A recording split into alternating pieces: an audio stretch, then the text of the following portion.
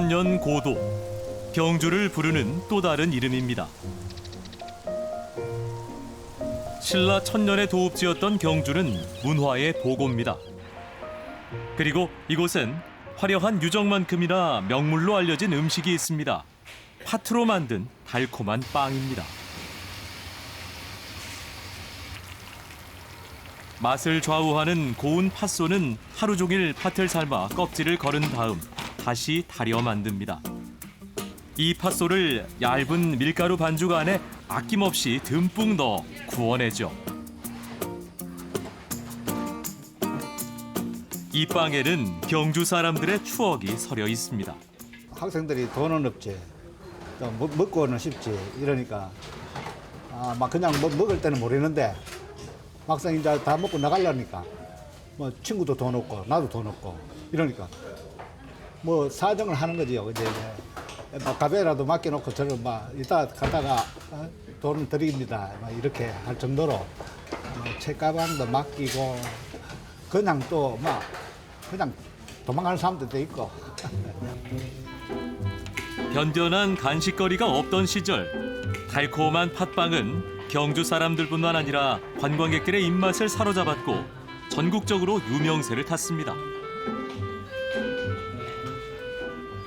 팥의 그 아련한 그런 맛도 있고, 예, 오면은 이제 간식 삼아서 먹고 이제 걸어야죠. 우리 민족의 대소사에 꼭 빠지지 않던 식재료가 팥입니다. 설, 추석, 단오와 함께 4대 명절에 속했던 동지.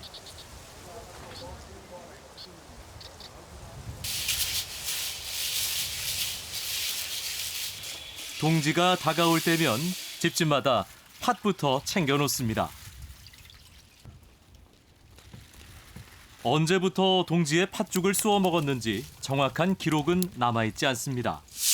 다만 선덕여왕이 팥죽으로 원귀를 쫓았다는 설화가 전해 내려오는 걸로 볼 때 신라시대부터 팥죽에 특별한 의미를 부여해왔던 것으로 보입니다.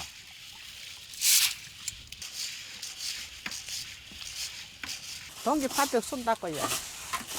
팥죽 씁니다.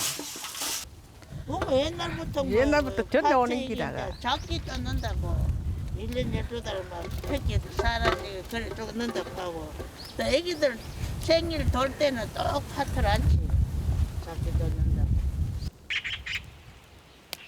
붉은 팥 이외에도 팥은 흰색, 검은색 등 다양한 색깔이 있습니다. 그런데도 붉은 팥을 골라 죽을 쓰는 이유는 믿음 때문입니다. 선조들은 팥의 붉은색이 음습하고 요사스러운 귀신을 쫓아낸다고 믿었습니다. 때문에 팥죽은 동지에만 쑤어 먹진 않았습니다. 동네에서 초상이 나면 상가에 팥죽을 쑤어 가기도 하고 이사할 때도 팥죽을 만들었습니다. 오전 내내 팥이 물러질 때까지 삶으면 채에 껍질을 걸러내며 팥물을 냅니다. 손이 여러 번 가야 하지만 애군을 막아주는 귀한 음식이니 그만큼의 정성이 필요한 거겠죠. 찹쌀과 맵쌀을 반반씩 섞어 반죽한 새알심은 나이만큼 넣어 먹습니다. 작은 설로 여겨졌던 동지 팥죽을 먹어야 비로소 한 살 더 먹는다는 말도 있죠. 어릴 때는 이거 수지가 먹으면 나야 뭔가 까물러가 그랬다. 예. 동지가 작은 설로 불린 이유가 있습니다. 동지가 지나면 낮이 점점 길어지기 때문에 힘을 잃은 태양이 다시 돌아왔다고 여긴 것이죠. 동지에는 팥죽을 올려 차례를 지낸 뒤 음복으로 나눠 먹었습니다. 팥죽에 들어있는 당분과 단백질은 먹을 것이 부족했던 겨울 영양분을 보충해 주었죠.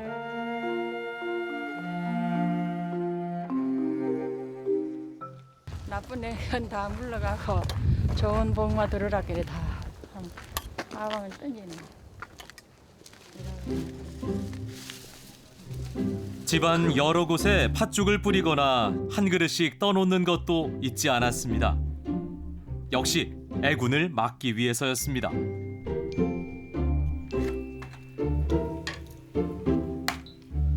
팥이 질병을 막아주어 아이가 탈 없이 건강하게 자랄 수 있다는 믿음도 있었습니다.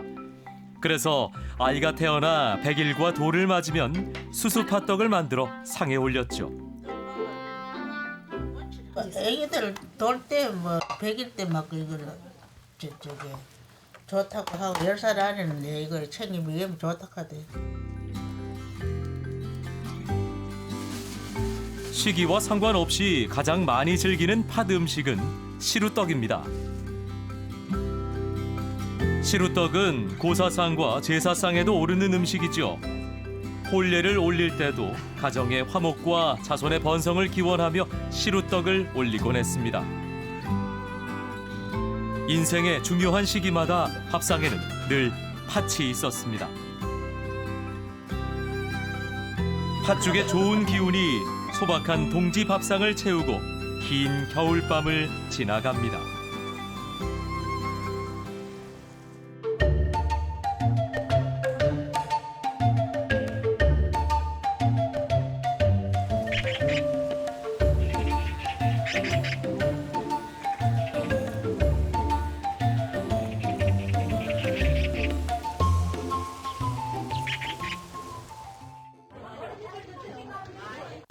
음식만큼 추억을 부르는 것이 또 있을까요?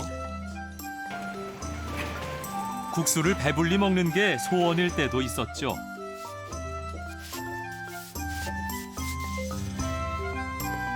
추운 계절 국수 한 그릇이면 좋겠던 그 시절의 맛이 대구에 남아 있습니다. 전국에서 국수 소비량이 가장 많은 고장 대구. 해방 이후 제분, 제면 산업의 중심지였던 대구는 1980년대 말까지만 해도 건면의 50% 이상을 생산하던 대한민국 최고의 제면 생산 기지였습니다. 대구의 서면 시장에는 그 흔적이 고스란히 남아있죠. 일단 가격도 싸고요. 양도 많이 주고 부담이 없으니까 많이 드세요. 50년이 훌쩍 넘은 국수거리는 반죽을 미는 손길로 분주합니다. 칼로 반죽을 잘라내 만드는 칼국수. 하지만 대구에서는 다르게 부릅니다. 국수를 누룽국수를 했어요. 경남 지방에서는 이 칼국수 소리 안 했지. 그러다 보니까 누룽국수 하면은 이 국수물에 끓여가지고 호박썰 있고 감자썰 있고 바로 즉석에서 끓여주는 게 누룽국수로 전통이 내려왔는데 경남지방, 영남지방에서는.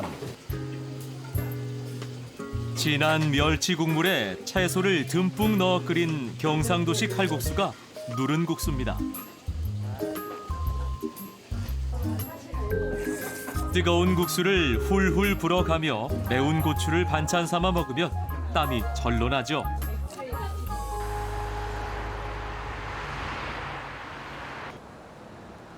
대구는 제면 기술이 가장 먼저 도입된 곳입니다. 삼성그룹의 창업자 이병철 회장이 제면소를 운영했던 곳도 바로 대구입니다. 대구에 국수 공장이 많았던 이유는 고온 건조한 바람 때문입니다. 분지로 이루어진 대구에 부는 바람은 국수 가락을 말리기에 딱 좋은 적당한 온도와 습도를 가지고 있습니다.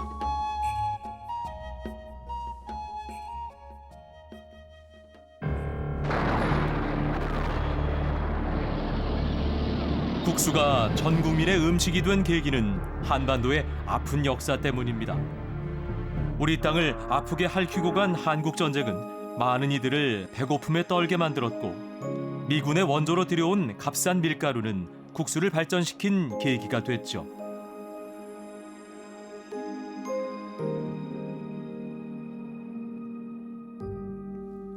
(1960년대) 말 시행된 정부의 분식 장려 운동은 그렇잖아도 국수 공장이 넘쳐나던 대구에 본격적인 국수 문화를 꽃피우게 했습니다.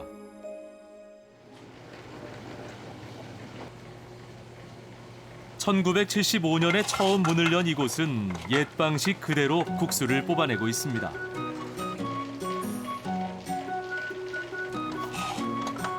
수동식 기계라 다루기 어렵고 자칫 위험할 수도 있어서 늘 긴장해야 합니다. 사람 손길이 여러 번 가야 하니 수고롭기는 해도 집에서 만든 것처럼 찰지고 쫄깃한 면발이 만들어지죠.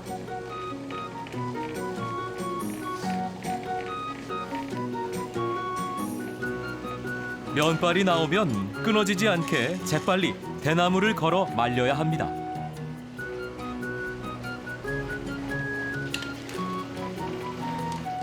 보기엔 쉬워 보여도 이게 숙련공이 아니면 어려운 일이라네요.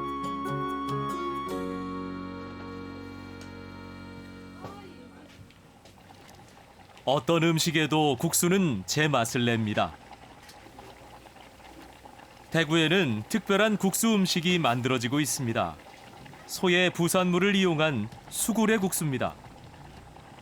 소그레가 소에서 가죽하고 살하고 그 사이에서 나오는데 이걸 쳐내야만 국 만들고 이런 거 다 하는 거라. 이 까는 사람도 그러면 그냥 못 가죠. 보통은 밥을 넣어 국밥으로 먹지만 대구 사람들은 국수를 말아 먹습니다. 신선한 선지와 쫄깃한 수구레가 어우러진 매운 양념의 수구레국은 그 맛이 면발에도 잘 배어나 토렴만 잘 해내도 칼칼한 맛을 제대로 느낄 수 있습니다.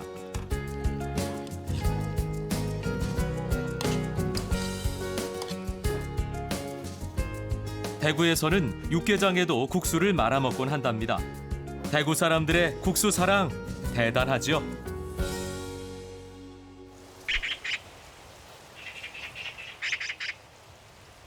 안동은 제사만큼이나 잔치도 많은 고장입니다. 그만큼 손님들로 북적이는 곳이죠.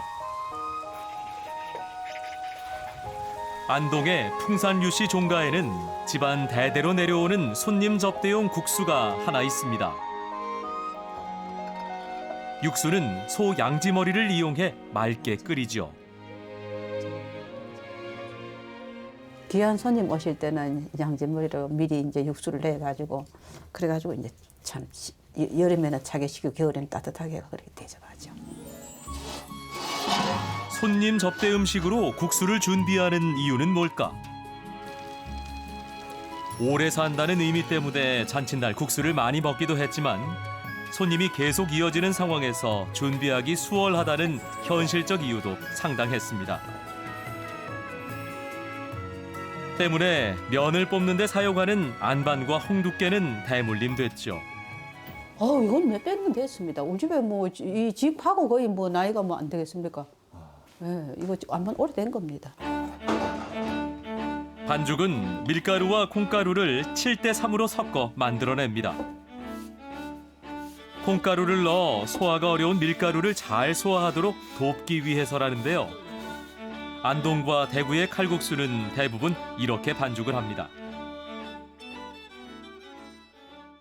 손님 대접하는 거니까 참 곱게 해서 정성을 들여서 그 예쁘고 또 맛도 있고요. 잘 밀어낸 반죽에 밀가루 분을 치고 잘 접어서 날렵한 솜씨로 썰어냅니다. 일반적인 칼국수보다 면이 얇은 게 특징입니다. 면은 삶은 즉시 건져 찬물에 헹궈내는데요. 그래서 붙은 이름이 건진국수입니다. 시중에 안동국수로 알려진 국수가 바로 이 건진국수죠. 육수를 내고 남은 양지머리는 수육으로 썰어 상 위에 올리는데요. 국수만으로 부족한 영양분을 보충해주는 역할을 해줍니다.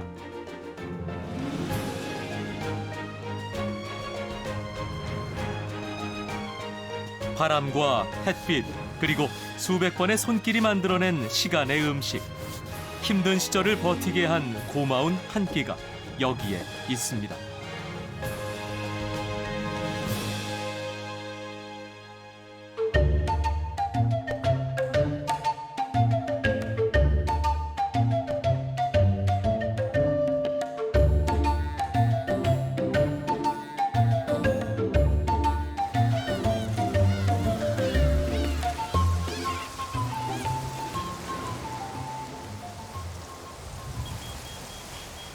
겨울 한파에 움츠렸던 폭우가 시끌벅적해집니다. 항구를 들썩이게 만든 녀석, 바로 문어입니다. 엄청난 힘을 자랑하며 꿈틀꿈틀 요동을 치는데요. 부르는 게 값일 만큼 겨울바다에서 문어는 여왕 대접을 받습니다. 바다의 아침을 깨우는 건 조업에 나선 문어잡이 어선들입니다. 문어를 잡으려면 새벽녘에 나서야 합니다. 야행성인 문어가 활동을 멈추고 숨을 장소를 찾기 때문이죠. 망망대해를 1시간 정도 내달립니다. 어떤 표식도 없지만 어부는 본능적으로 문어가 있는 곳을 알아봅니다. 적당한 곳에 배를 세운 뒤 미끼를 넣은 통발을 내려놓습니다. 생선이가 냄새 제일 많이 나고 기름이 많아가지고 제일 좋아. 옛날에 비해 잡는 방식은 진화했지만 문어 수확이 크게 늘어나진 않았습니다. 몇 번의 허탕 끝에 문어가 올라오기 시작합니다. 몸무게에 따라 값이 매겨지는 탓에 한 번씩 이런 큰 문어가 잡히면 그날은 정말 운수대통입니다. 사시사철 잡히는 문어지만 우리나라는 겨울을 가장 맛있는 계절로 부른대요.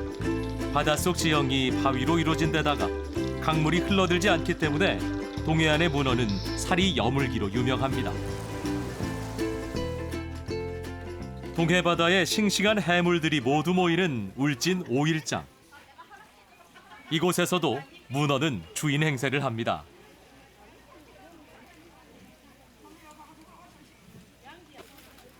이 녀석은 덩치가 어마어마합니다. 그 몇 킬로 나가요? 12kg. 큰 거예요? 다리 한 짝이 어른 팔뚝보다 굵은데요. 이렇게 큰 대왕 문어는 대부분 제사상에 올라갑니다. 소금 넣고 아무것도 안 넣고 자연 그대로 삶아야 맛이 최고예요. 문어를 삶는데도 기술이 필요합니다.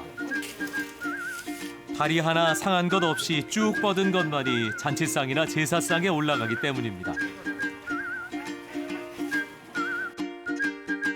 문어는 살짝 삶아 숙회로 먹어야 제맛입니다. 껍질은 젤리처럼 흐느적거리지만 촉촉하고 속은 쫄깃하고 고소합니다. 극과 극의 맛을 문어다리 한 점에서 동시에 느낄 수 있죠.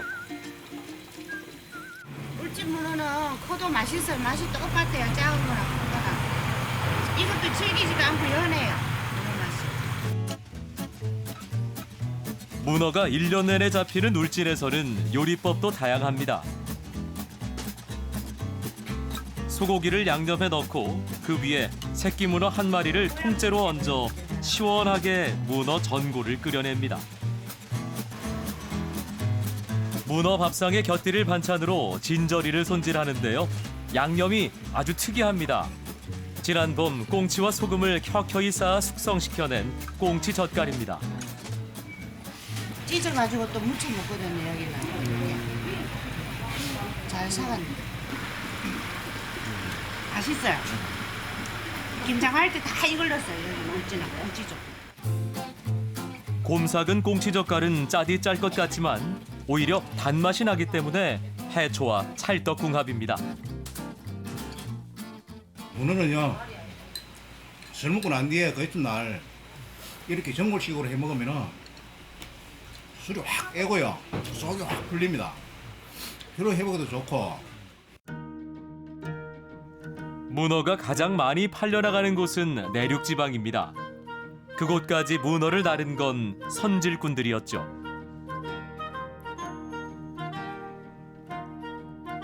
선질꾼들은 허리가 휘도록 등짐을 지고 가파른 고갯길도 마다하지 않으며 문어를 날랐습니다.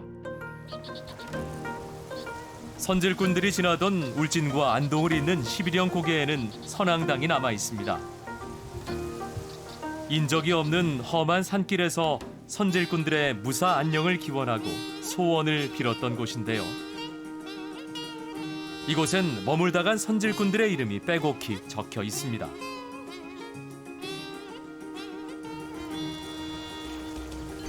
이처럼 힘겹게 11형 고개를 넘은 문어들은 해산물이 귀한 영남 내륙 지방에서 아주 극진한 대접을 받았습니다. 전국 문어 소비량의 30%를 이곳 안동에서 소비하죠. 아주 귀한 손님이 오셨을 때는 또 이 문어를 이제 꼭 상에 올리죠. 술안주도 하시고 뭐 밥 드실 때는 또 식사하실 때는 그 식사 반찬으로도 한 점씩. 봉제사, 접빈객이라 해서 안동에서는 제사상에 올리는 문어로 며느리 솜씨를 평가하기도 했습니다. 제사상에 올릴 문어 산적을 만드는 과정도 특별합니다. 문어를 사각형 모양으로 썰어서 가지런히 꼬치에 끼워내죠. 단정하고 반듯한 모양을 내기 위해서입니다. 꼬치에 꿰은 문어는 대나무 가지에 얹어 수증기로 쪄내는데요. 이렇게 하면 모양도 흐트러지지 않고 맛도 물에 넣어 데치는 것보다 부드럽다고 합니다.